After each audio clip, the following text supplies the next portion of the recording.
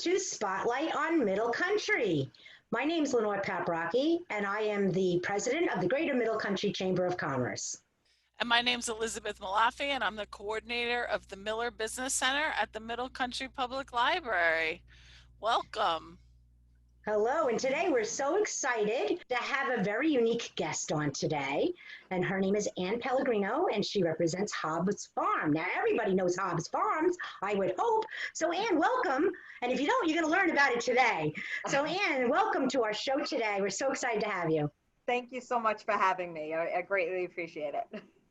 Ann, can you start by just telling us a little bit about yourself and maybe how you ended up at Hobbs Farm? Oh boy, that's a crazy story.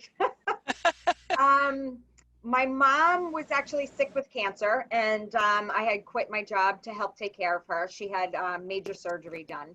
And then she was going through a little bit of remission, and so I had a little bit of downtime. But prior to that, I was working 2 jobs, in the doctor's office and in the hospital. And you get caught up in the rat race of life, just running with between work and the kids and whatever. So this was like my first time to really have any downtime. And I pulled down my street, and it was like blinders were taken off, where I saw like people living in the woods. And I was like, really? Like in our own neighborhood, you know? So I just felt like I needed to do something. So when I was younger, I was a single mom with 3 kids. And even though I was working 2 jobs, I still had to visit food pantries and soup kitchens not soup kitchens, but food pantries. And I was very appreciative of the stuff that you got from there, but a lot of it was boxed stuff that would fill your belly, but really didn't have any nutritional value.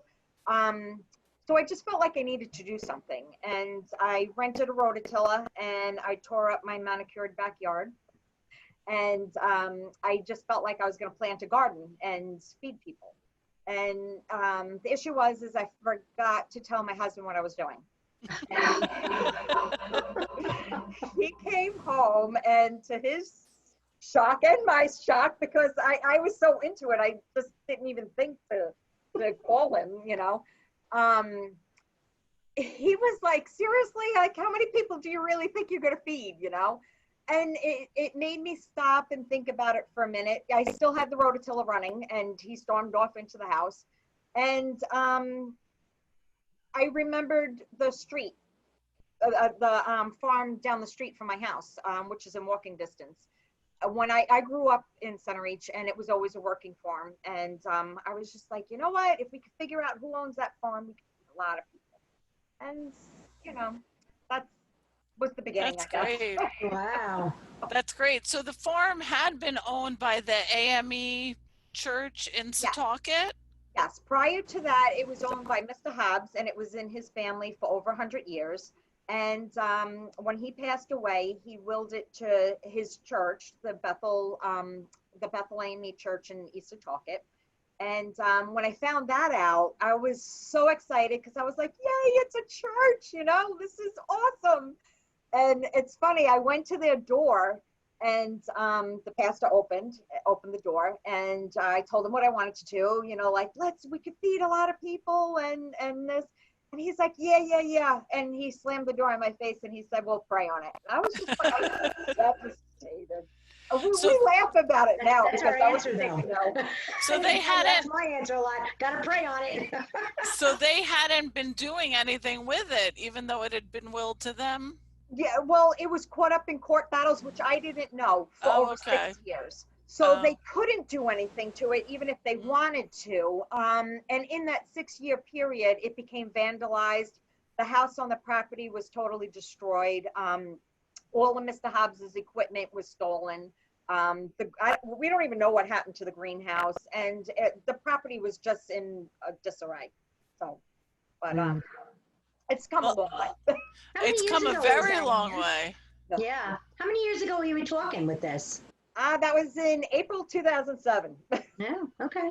13 years ago. I mean, I know one of the things that you guys do, aside from growing food to give to food pantries and soup kitchens is you do have a CSA, because I've been a CSA member since year one when it was Heartbeat Farms. And then this year I was a CSA member for the spring and the fall. I generally don't do the summer because I go to so many farmers markets, and then I just have too much and we're traveling, although in hindsight I probably should have done it. But hey, you're supporting us though. the CSA is wonderful. For people that don't know what a CSA is, it's a community supported agriculture. We have a lot of great farms on Long Island, so you purchase shares, technically shares in the farm, and then you get parts of what they grow for the time that you've purchased those shares. So I know that that's something you've been doing. How is that going? It seems to change every year, so I imagine it's something that's successful for you guys. Yeah, we decided not to do it under Heartbeat anymore. Heartbeat had moved off the property, and she's doing she's doing more chocolate and honey and stuff along those lines. But us at Hobbs Farm, we decided to keep on the CSA end of it, and thank God we did, because we didn't know and we didn't anticipate the coronavirus, and all of our funding comes from basically fundraising, which we weren't able to do this year. So the CSA really helped keep us afloat, and actually it's helped us out tremendously in order to keep the farm going. And I you know, without it this year, I don't think the farm would have survived. So the timing was impeccable, and I am grateful for everybody that did sign up and that was willing to help support the farm. The spring was a little difficult because it was very cold. It's been the coldest spring and the coldest and rainiest spring that I can remember since I started the farm. So of all years to start a CSA, like really? But we well, as somebody who got the vegetables every week, they were delicious and they were beautiful. I mean, I got heads of lettuce that were bigger than like my head. They were gorgeous. Yeah, gorgeous. We try, but we. How does somebody get involved? Yeah, I'm sorry. And how does somebody get involved with that CSA? Because I've never heard of it before, and I live, you know, in the community, and I don't even know it. You know, when I'm glad I was going to ask Elizabeth, what does that mean? So how does somebody get involved and become a CSA shareholder? It's on our website. If you go to our website, hobbsfarm.info. You scroll to CSA and it tells you exactly what it is, and there's different shares. There's the summer, there's the spring, summer, and fall. And the spring is basically all greens, leafy greens. A lot of people like it, but we found some people don't, so that's why we kind of broke up the shares into different seasons.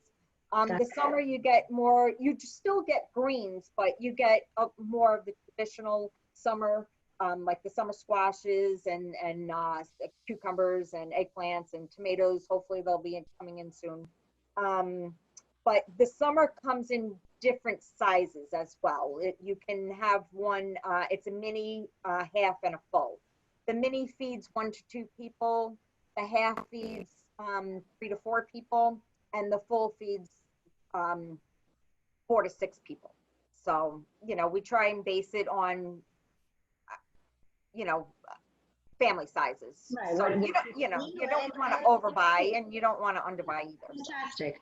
So, you know, with fundraising obviously being hurt, I know a lot of not-for-profits who, you know, rely on their fundraising to keep themselves afloat. There are some things, with our fingers crossed, there are some things that we can look forward to in the future with fundraising. You want to talk about those? I think there's 2 that I'm aware of that are coming up.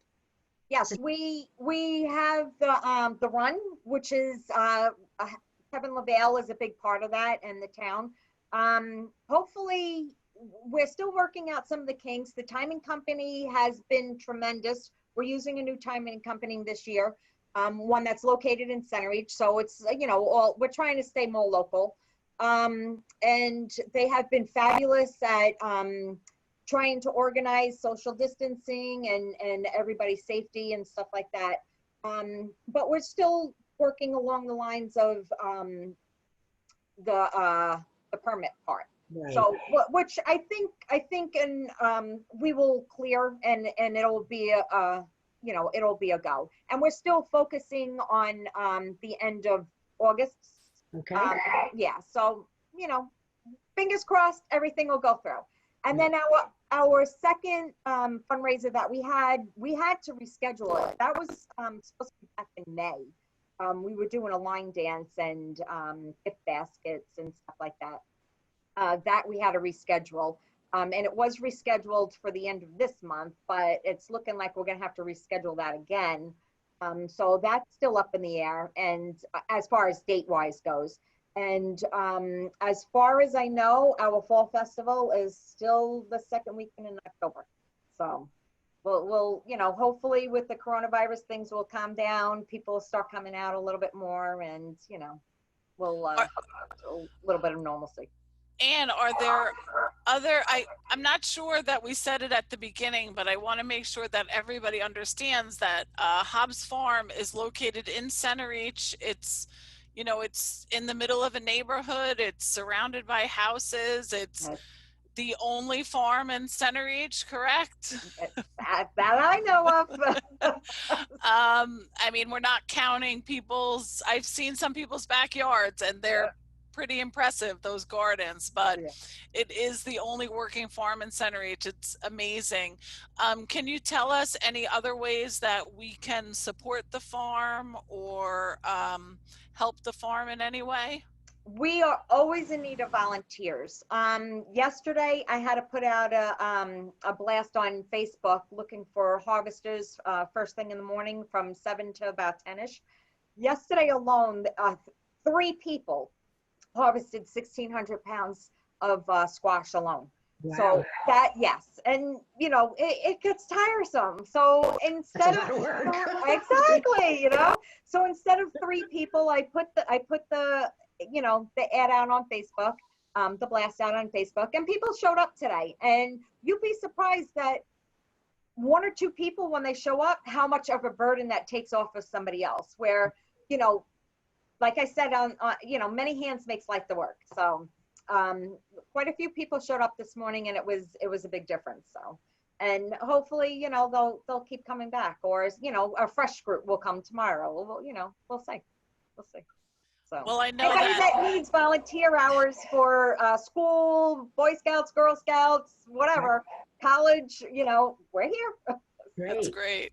Yeah. Well, I know that I'm always telling people to join your CSA. And I think that I had read that you guys have a farm stand now too. Is that correct?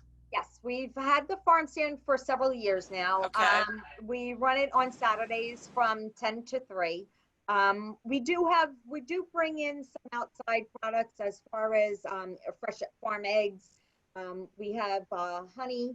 We have soap made out of honey and goat's milk and hand cream, and just trying to bring in a little more farm related stuff, but